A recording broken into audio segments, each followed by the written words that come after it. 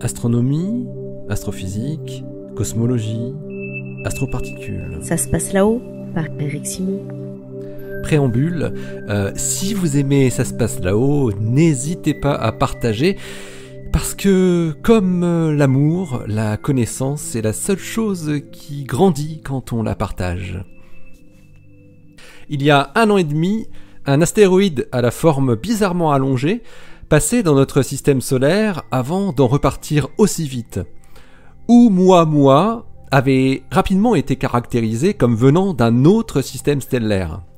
C'était le premier objet de ce type à être observé et devait être qualifié d'ISO pour Interstellar Object, objet interstellaire. Et Oumuamua vient de générer des idées fructueuses dans la tête de 2 astronomes. Elle montre dans une étude venant de paraître que de tels objets peuvent être à l'origine de la création très rapide de planètes lorsqu'ils arrivent dans un disque de poussière autour d'une étoile.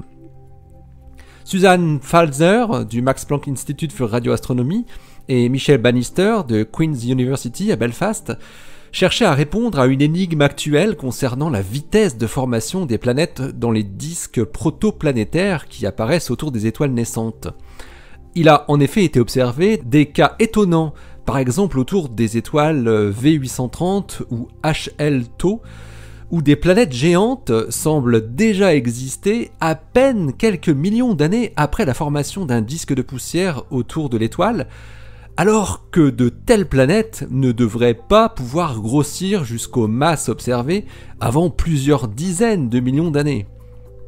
Le processus invoqué pour la formation planétaire est l'accrétion de poussière. Les petites particules de poussière s'agglomèrent les unes avec les autres, au fur et à mesure, à la manière d'une boule de neige que l'on fait rouler dans une couche de neige pour la faire grossir jusqu'au bonhomme de neige.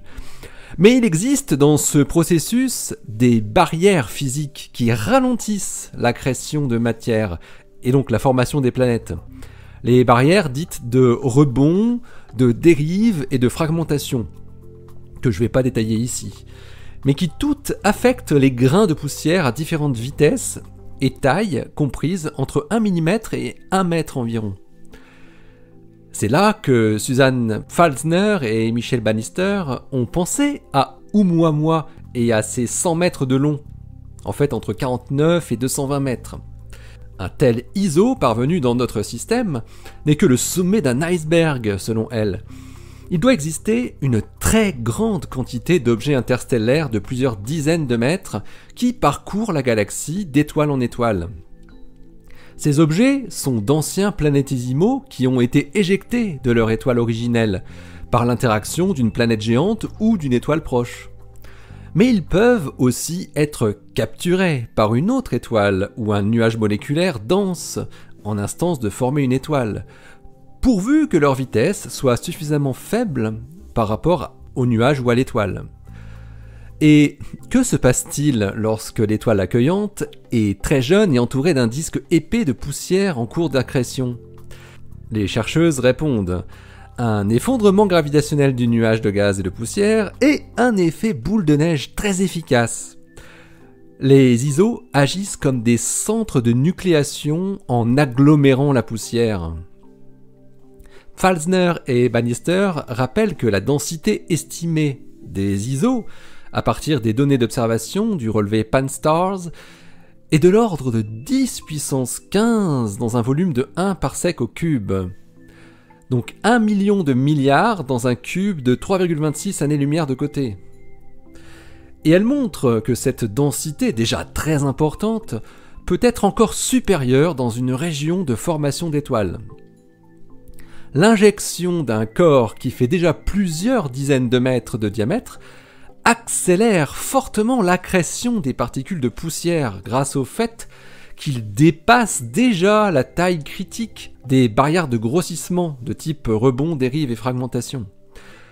À la manière d'une grosse boule de neige, l'ISO va nettoyer littéralement son orbite au sein du nuage de poussière en agglutinant très vite des grains de poussière et en agglomérant toujours plus en devenant plus massif. L'effet boule de neige est exponentiel. Plus le corps est gros, plus il accrète des grains et des cailloux, donc plus il grossit, et donc plus il accrète, et ainsi de suite. Des modèles de formation planétaire ont montré qu'un ISO ayant une taille de 100 km pouvait grossir par accrétion jusqu'à former une planète de la taille de la Terre en seulement quelques milliers d'années. Et bien sûr, vu leur grande densité de population estimée, il doit exister un grand nombre d'ISO dans un seul disque protoplanétaire. Les astrophysiciennes calculent que dans les régions de formation intense d'étoiles, chaque disque protoplanétaire, à sa naissance, doit comporter environ 10 millions d'ISO d'une centaine de mètres, 10 000 de 1 km de diamètre et environ 1000 de 100 km. Puis leur nombre décroît assez vite du fait de multiples interactions. Ils peuvent notamment être éjectés pour aller ensemencer un autre système. Ce phénomène, qui n'est pour l'heure qu'une hypothèse, comme le précise le titre de l'article de Pfalzner et Bannister paru dans The Astrophysical Journal Letters, permet de résoudre très efficacement le problème de la formation précoce des planètes dans les disques de poussière. Mais il a aussi une autre conséquence intéressante. Pour la toute première génération d'étoiles, le nombre d'objets interstellaires étrangers était forcément beaucoup plus réduit, étant eux-mêmes le produit de formation par accrétion de poussière. La formation planétaire devait donc être beaucoup plus lente pour ces premières générations d'étoiles. En d'autres termes, la formation des planètes a dû s'accélérer au cours de l'histoire cosmique en suivant les générations successives d'étoiles, à la faveur de l'augmentation progressive du nombre d'objets interstellaires servant de graines d'accrétion. Et c'est justement ce qui est observé.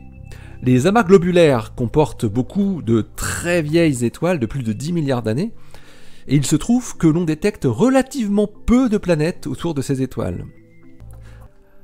La population d'ISO a donc dû augmenter graduellement dans la galaxie pendant des milliards d'années, et doit aujourd'hui être prise en compte dans les scénarios de formation planétaire, selon les astrophysiciennes. Suzanne Pfalzner et Michel Bannister concluent leur article en relevant que si l'essentiel de la matière de la Terre provient du disque de poussière qui entourait le jeune Soleil, son cœur, environ 0,1% de sa masse, vient probablement d'une autre étoile très lointaine, à l'image de Oumuamua. L'article de Suzanne Pfalzner et Michel Bannister est paru dans The Astrophysical Journal Letters, son volume 874, et il a pour titre A Hypothesis for the Rapid Formation of Planets, tout simplement. Allez, d'ici la prochaine, portez-vous bien, restez bien les yeux vers le ciel et les pieds sur terre. Salut!